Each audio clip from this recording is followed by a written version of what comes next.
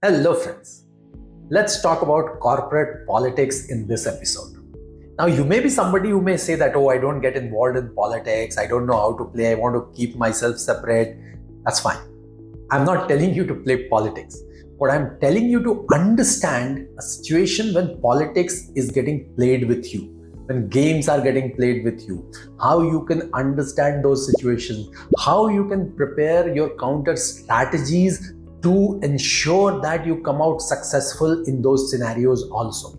Because at the end of the day, if you want to become a member of the Crore Club, if you want to earn 1 crore per annum salary, then it's not going to be an easy task. You have to be in the top 1% of the people. You have to beat 99% of the people. And those 99% of the people will try to do everything possible to put you down, to pull you down actually. So if you don't have your strategies ready, then you won't be successful. Don't expect that it's going to be a smooth ride. There would be enough politics, there would be enough gameplays which will be around you, and you need to have your strategies ready. So that's why I'm going to discuss a 5-step plan today, which will help you navigate this corporate politics better, which will ensure that at least you understand everything and you are able to tackle those political scenarios so that you can become successful at the end of it.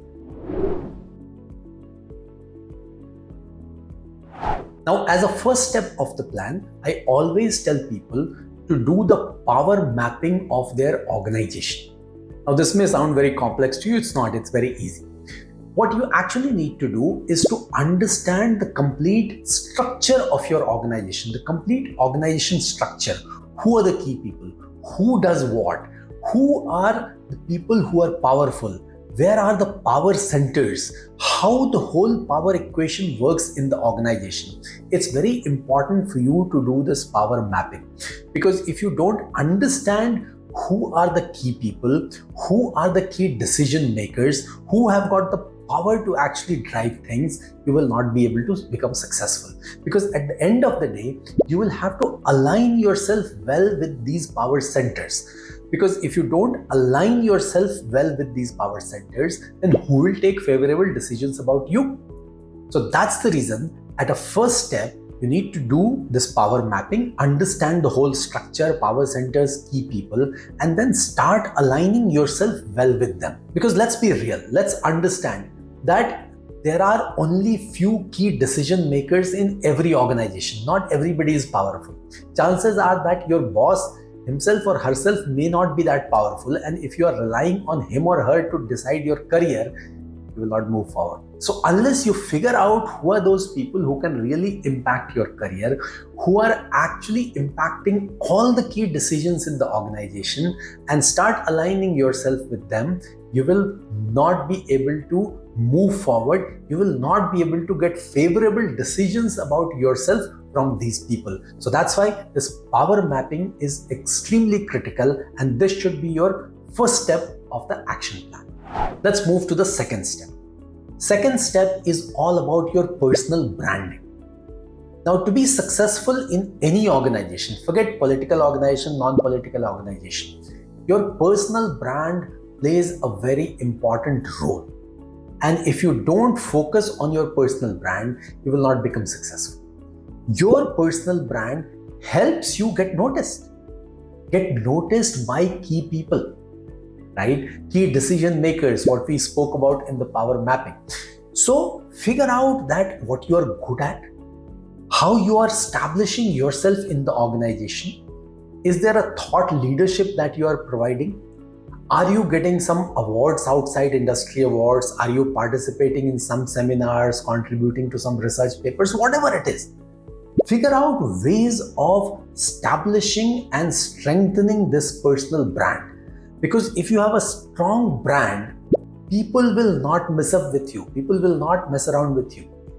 People will actually start seeing you very differently. So on the one hand, key decision makers will notice you, and on the other, people who want to actually pull you down will be a little careful in touching you. So that's why this brand actually plays a very important role, and you must focus on building and strengthening this personal brand. The third step is to always focus on data-driven decision making. Why it is required?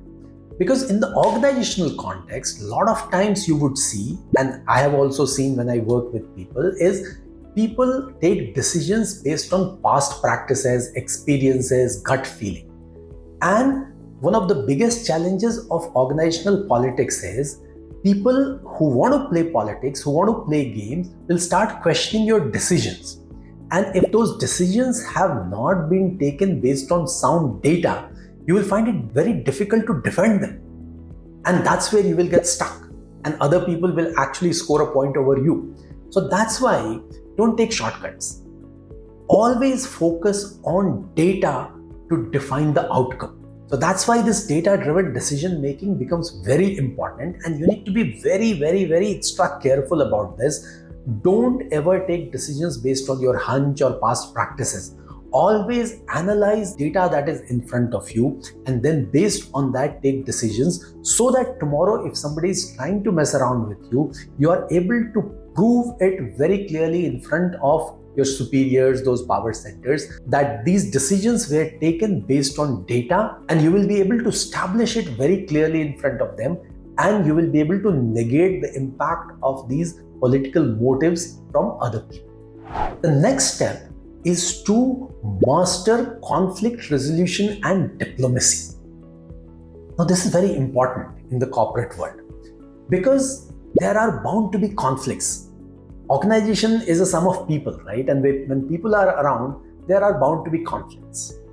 And that is where if you are faced with a conflict, how you react to it, that gets seen by a lot of people. Because if you find it difficult to manage conflict, they will put you more in conflict situations. They will play with you. And that's where if you just keep a problem solving based approach in cases of conflict, that will work for you. People will see that, okay, this person is not getting impacted by these kind of scenarios. And you have to maintain diplomacy. You don't need to say whatever you want to say, right? You will have to figure out that what to say in front of whom. And that also is extremely powerful tool to help you understand that how what you are saying can impact the thinking of the person that you are facing. So this works very well when you are able to manage conflict situations, when you are able to display diplomacy, then it really helps you in negating the impact of all the gameplays, politics, and you are able to establish yourself as a neutral person, and you can keep moving forward towards the right direction. And finally, the last step is your ability to innovate and take risks. And this is more a long-term strategy. This is more about building a wall around you so that people don't dare to play politics with you. Because if you are somebody who focuses on innovation, who are able to give high impact projects to the company, if you are able to give some amazing results to the company, and you are able to also take risks and establish yourself as somebody who is working for the larger benefit of the organization, then automatically people will stop messing around with you. So that's why over a period you need to build this capability. You need to establish yourself as somebody who is focused on the larger benefits of the organization, who contributes in high impact projects, who is able to innovate well, who is able to take risks at the right time, and then benefit the overall organization, the goal of the organization. So this way you will create a protective layer around you, and which will help you in moving forward towards your goal. So as you would have realized, this 5-step plan is extremely powerful, and nowhere it is telling you to get involved in politics or play games. It's all about creating your defense, your own strategy to counter such moves. Because as I said earlier, that if you want to become extremely successful, you will have enough and more people around you who will try to pull you down, and you need to have a protective layer around you, this 5-step plan, which will help you counter those efforts. And this will continue for a long time. As you move forward, as you enter the middle management, senior management, you will see more and more things happening around you, more and more people trying to pull you down. But then if you have a very clearly defined 5-step plan, and if you have really worked on each of these steps, then it will not impact you. It will minimize the impact of such efforts, and you will be able to keep moving forward and finally reach the Crore Club and 1 crore salary per annum. I will see you in the next episode. Thank you very much for watching.